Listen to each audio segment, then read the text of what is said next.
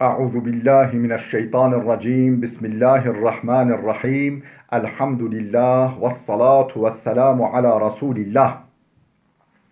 Değerli arkadaşlar, Hazreti Ali'den hikmet parıltıları okumalarımızın 79.sunu yapmak üzere birlikteyiz.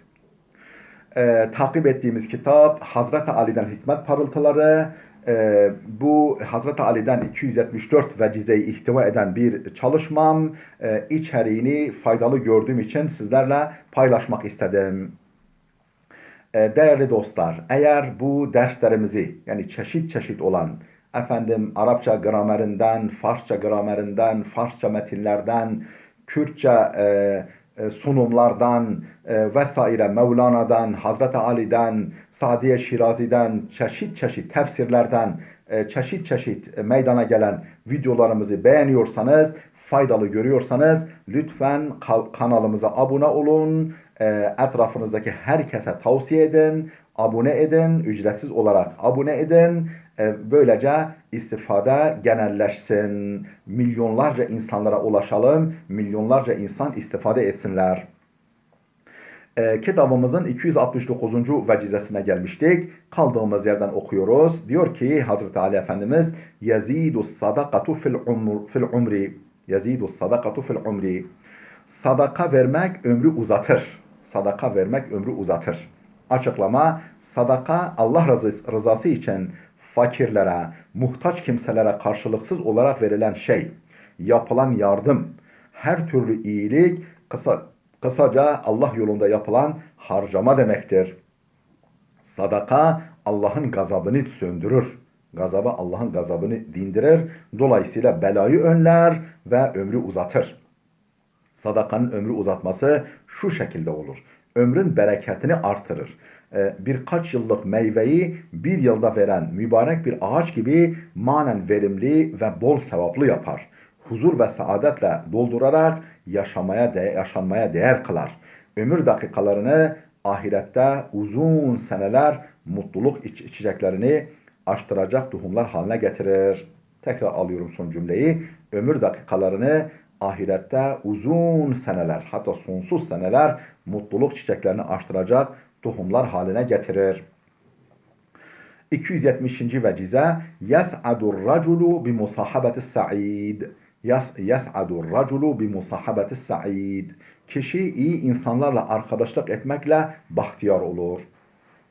Açıklama: iyi insan olarak çevirdiğimiz Said kelimesi memnun, mutlu, neşe dolu, şanslı, mesut, mübarek, kutlu vesaire gibi anlamlara gelir. Hazreti Ali bu niteliklere sahip bir kimseyle, Hazreti Ali bu zengin içeriğiyle, renkli içeriğiyle bu niteliklere sahip bir kimseyle arkadaşlık eden, dostluk kuran, oturup kalkan kimsenin de zamanla aynı meziyetleri kazanacağını ve karlı çıkacağını söylemek ister. Mutluluk yansıma özelliğine sahiptir. Mutluluk yansıma özelliğine sahiptir. Sabahleyin evden çıktığımızda mutlu, güler yüzlü, tatlı dilli biriyle birkaç saniyelik yüz yüze gelmek bile içimizi ısıtır, ruh dünyamızda mutluluk çiçeklerini açtırır. Artık böyle bir kimseyle gün boyu bir arada bulunmanın, dostluk ve sohbet etmenin insanı ne kadar mutlu ve bahtiyar edeceğini siz düşünün. 271. vecize: Yesudul mar'u kavmehu bil ihsani ileyhim. Yesudul mar'u kavmehu bil ihsani ileyhim. Ne demek? Tercümesi: İnsan akrabalarına iyilik etmekle onlara reis olur. İnsan akrabalarına, çevresindeki insanlara iyilik etmekle onlara reis olur. Yani reisliğin yolu bundan geçer. Açıklama: İnsan ihsanın kuludur. İnsan ihsanın kuludur demişler. İnsanları kazanmanın, gönüllerine taht kurmanın yolu onlara iyilik etmekten geçer. Ailesi, akrabaları ve dar çevresinden başlayarak insanlar arasında iyilikseverliğiyle tanınan insan geç dünyada bunun faydasını görecek. Sevgi ve saygı kazanacak. Sözü dinlenecek ve itaat edilecektir. Gerçek ve kalıcı bir otorite ancak bu şekilde elde edilebilir.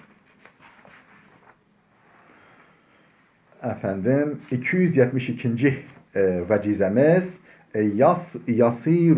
yasiru emru saburi ila muradihi. Yasiru emru saburi ila muradihi. Sabredenin işi dilediği gibi neticelenir. Sabredenin işi dilediği şekilde neticelenir. Açıklama. Sabır bir dirençtir, bir direniştir. Sabır bir direniştir. Zorluğa, güçlüklere, imkansızlıklara, darlıklara, felaketlere, sınanmalara, Allah yolunda çekilen çile ve sıkıntılara, amellerin getirdiği yüklere, nefsinin arzularına karşı bir direniştir. Sabır, pasif bir durgunluk, sessiz bir şekilde bekleme, hele hele her şeye katlanma, zillete boyun eğip razı olma hiç değildir. Sabır, aktif bir direniştir. Aktif bir direnmedir.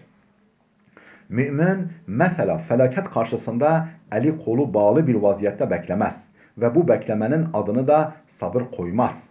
Aksine o felaketi en az bir zararla veya zararsız bir şekilde atlatmaya, felaketin getirdiği mahrumiyeti yenmeye çalışır. Nefsinin kötü isteklerini yerine getirmemek tek başına sabır değildir. Nefsin kötü isteklerini yerine getirmemek tek başına sabır değildir. Günah işlemenin çok uygun olduğu bir ortamda nefsinin kötü isteklerine direnip ona hayırlı amelleri işletmek, onun kötü isteklerinin yerine ona marufu yani iyi olan şeyleri yaptırtmaktır. Kur'an'da sabır müminlerin en önemli vasıflarından, sıfatlarından biri olarak ve daha çok cihatla ve Allah yolunda dayanmak, Allah'ın yolunda dayanmak ahlakıyla beraber geçmektedir. İman edip imanlarını her türlü güçlüğe rağmen koruyanlar, iman edip imanlarını her türlü güçlüğe rağmen koruyanlar, imanlarını korumada dirençli bir sabır gösterenler Rabbimizin övdüğü güzel insanlardır. Bu gerçek anlamıyla sabırlı olan kimse mutlaka muradına ermez mi? Yani bu gerçek anlamıyla böyle yani toplumda bilinen yanlış olarak bilinen anlamıyla değil de burada açıkladığımız gerçek anlamıyla sabırlı olan kimse mutlaka murada ermez mi? Değerli dostlar, videomuz oldukça uzadı. Burada duralım. Gelecek dersimizde inşallah kitabımızı bitirmeye çalışalım. Muhtemelen kitabımız tamamlanacaktır inşallah. Allah'a emanet olun.